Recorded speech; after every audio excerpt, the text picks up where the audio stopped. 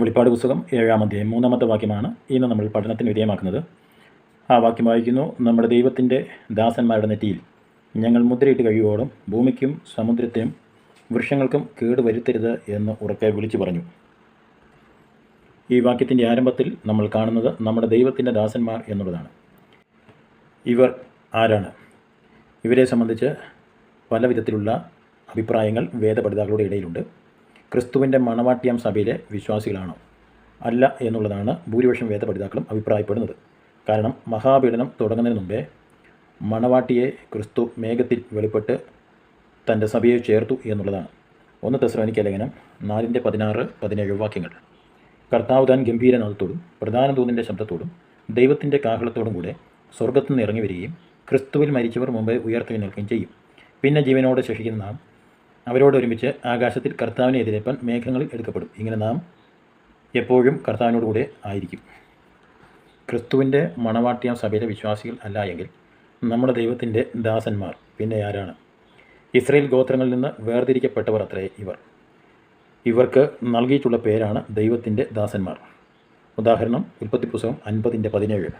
ആകയാൽ അപ്പൻ്റെ ദൈവത്തിൻ്റെ ദാസന്മാരുടെ ദ്രോഹം ക്ഷമിക്കണമേ എന്ന് പറയിച്ചു. അവർ യോസഫിനോട് സംസാരിക്കുമ്പോൾ അവൻ കരഞ്ഞു. ഈ വാക്യത്തിൽ അപ്പൻ്റെ ദൈവത്തിൻ്റെ ദാസന്മാരുടെ എന്നൊരു പദം കാണുന്നു. മറ്റൊരു വാക്യം ആവർത്തന പുസ്തകം 32-ാം അധ്യായം 36-ാമത്തെ വാക്യമാണ്: യഹോവ തൻ്റെ ജനത്തെ ന്യായം വിധിയും അവരുടെ ബലം ക്ഷയിച്ചുപോയി, ബദ്ധനും സ്വതന്ത്രനും ഇല്ലാതെയായി കണ്ടിട്ട് അവൻ സ്വദാസന്മാരെക്കുറിച്ച് അനുതപിക്കും. ഇവിടെ സ്വദാസന്മാർ എന്ന് കാണുന്നു. മറ്റൊരു വാക്യം യെശയ്യാവിൻ്റെ പ്രവചനം 61:6-ാമത്തെ വാക്യമാണ്: നിങ്ങളോ യഹോവയുടെ പുരോഹിതന്മാർ എന്ന് വിളിക്കപ്പെടും, നമ്മുടെ ദൈവത്തിൻ്റെ ശുശ്രൂഷകന്മാർ എന്നും നിങ്ങൾക്ക് പേരാകും. നിങ്ങൾ ജാതികളുടെ സമ്പത്ത് അനുഭവിച്ച് അവരുടെ മഹത്വത്തിന് അവകാശികളായിത്തീരും.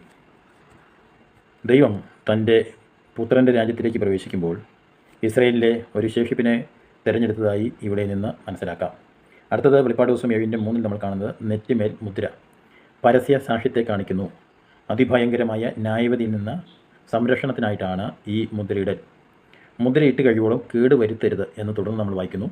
മഹോദരകാലത്തെ നാശത്തിനു മുമ്പേ മുദ്രയിടൽ നടക്കും എന്ന് ഇതിൽ നിന്ന് മനസ്സിലാക്കാം.